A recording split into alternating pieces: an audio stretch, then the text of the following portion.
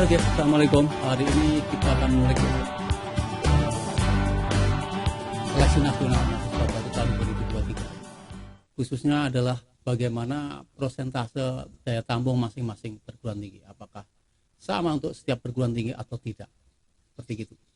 Bagi kalian yang pengen mendaftarkan tahun 2023 ini, untuk seleksi mahasiswa baru, sebaiknya kalian tahu, kalian mengamati perguruan tinggi yang saya tuju itu adalah perguruan tinggi yang daya tampungnya bagaimana, berapa persen dari jalur A, B, C. Gitu. Seperti kita tahu bahwa untuk tahun 2023 ini penerimaan mahasiswa baru dilakukan melalui 3 jalur seperti tahun sebelumnya, yaitu tahun 2022. Hanya ada terjadi perbedaan sedikit, di mana jalur pertama pada tahun 2023 ini kita sebut seleksi nasional berdasarkan prestasi. Seleksi nasional berdasarkan prestasi, SNBP. Nah, beda dengan tahun lalu. Tahun lalu 2022 namanya masih SNAM PTN, ya, seleksi nasional masuk perguruan tinggi negeri. Ya, itu ditinjau dari istilah. Kemudian jalur kedua, kalau tahun 2022 kita sebut SBMPTN, seleksi bersama masuk perguruan tinggi negeri.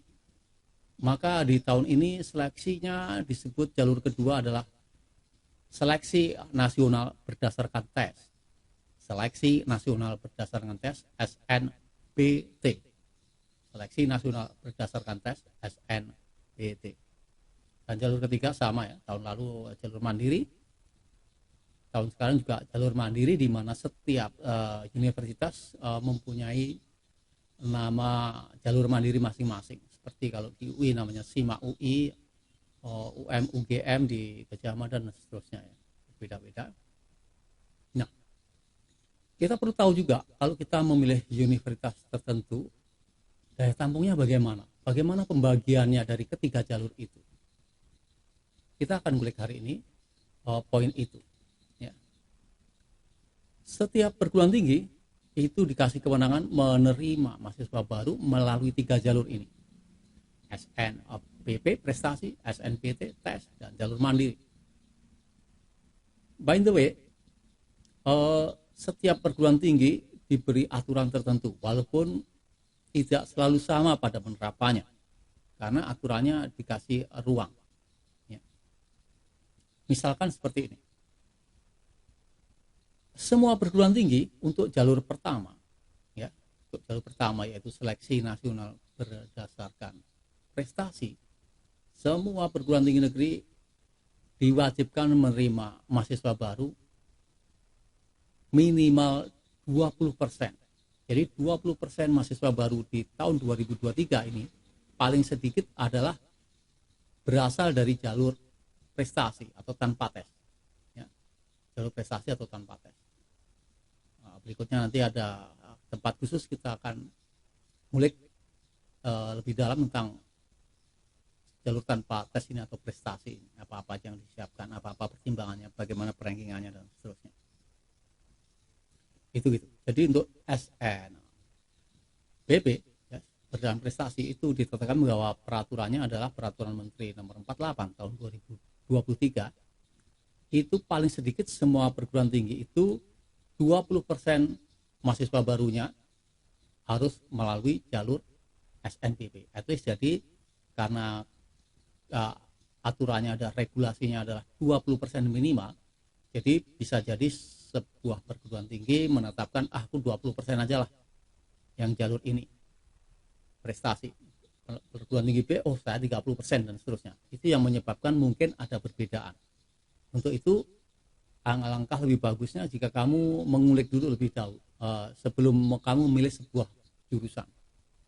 At least semoga kita harapkan sistem informasi yang seperti tahun lalu, di mana setiap calon mahasiswa baru yang tes itu melalui akunnya masing-masing bisa melihat di sebuah perguruan tinggi itu daya tampungnya berapa dan pendaftar tahun kemarin berapa.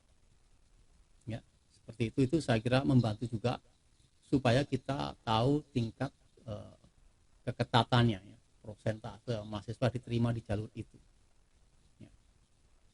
Biasanya seperti itu. Jadi nanti kalian akan dibuatkan akun yang masuk eligible ya, sesuai dengan akreditasi sekolah.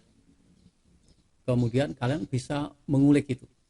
Kamu lihat dulu, kalian lihat, pertimbangkan ya. Jurusan ini tahun kemarin yang daftar sekian, yang diterima sekian. Jurusan ini kemarin dapat itu, bisa kita jadikan acuan juga untuk menilai ya, peluang kita untuk bisa diterima di jurusan yang kita inginkan. Oke, itu poin satu. Jadi poinnya adalah minimal 20% jalur prestasi semua perguruan tinggi. Poin dua. Poin dua itu adalah bagaimana kita menjelaskan calon mahasiswa baru yang diterima melalui jalur berdasarkan tes. Seleksi nasional berdasarkan tes.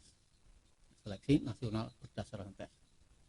Nah, untuk ini ada sedikit perbedaan dibandingkan dengan SNBP ya, berdasarkan prestasi. Secara umum kita harus tahu bahwa perguruan tinggi itu dibedakan menjadi yang dua macam ya. Yang satu yang berbadan hukum, jadi perguruan tinggi badan hukum, dan perguruan tinggi tidak berbadan hukum. Ini daya tampungnya sesuai peraturan menteri berbeda-beda. Nah, untuk perguruan tinggi yang tidak berbadan hukum ya, maka ditetapkan paling sedikit 40% ya, paling sedikit 40% harus dari jalur tes ya. Untuk yang tidak berbadan hukum paling sedikit 40% mahasiswanya adalah dari jalur tes. Ini lebih besar yang jalur tes dibanding perguruan tinggi yang berbadan hukum. Apa itu perguruan tinggi berbadan hukum? Perguruan tinggi berbadan hukum adalah perguruan tinggi yang memenuhi syarat tertentu oleh pemerintah ditetapkan sehingga boleh mengelola lebih luas perguruannya secara mandiri. Misalkan bagaimana mereka membuat fakultas baru dan seterusnya ya kan, karena syaratnya terpenuhi. Nah, kurang lebih ada sekitar 21 perguruan yang berbadan hukum ini.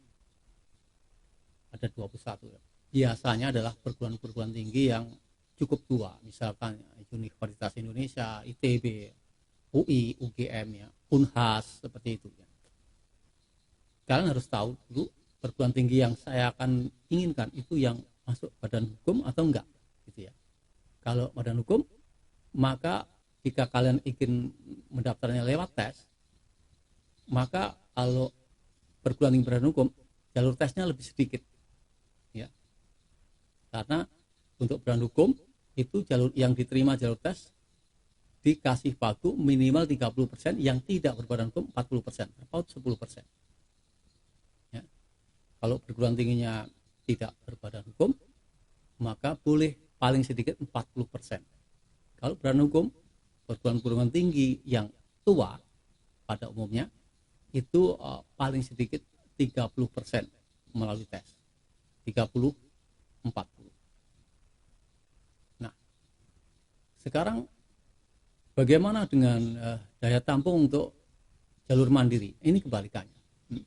Untuk jalur mandiri, perguruan tinggi berbadan hukum lebih banyak, ya, di mana dikasih batas maksimal 50% mahasiswanya boleh berasal dari jalur mandiri untuk perguruan tinggi yang berbadan hukum. Sedang untuk yang tidak berbadan hukum maksimal adalah 30%. Begitu. Jadi kalau perguruan tinggi berbadan hukum keluasannya mengelola tes mandirinya lebih banyak, lebih besar, sampai 50%, berbanding dengan yang tidak berbadan hukum maksimal paling banyak kalau ingin menerima mahasiswa dari jalur mandiri itu hanya 30%. Jadi kira-kira itu perbedaannya daya tampung masing-masing dari 3 jalur. Sekarang tinggal kalian mau memilih yang jalur prestasi,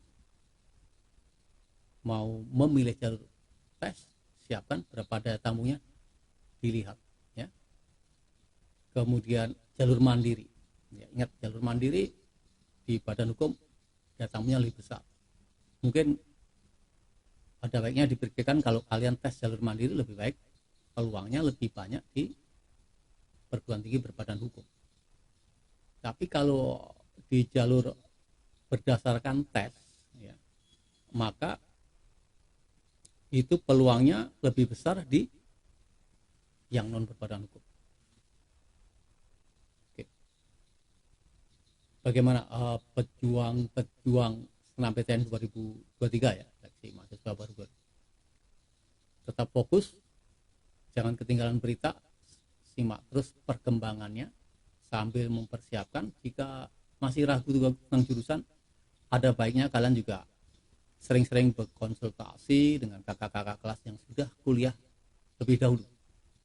Dan beberapa universitas biasanya ada sosialisasi, didengarkan baik-baik, informasi baik-baik, buat jejaring baik-baik.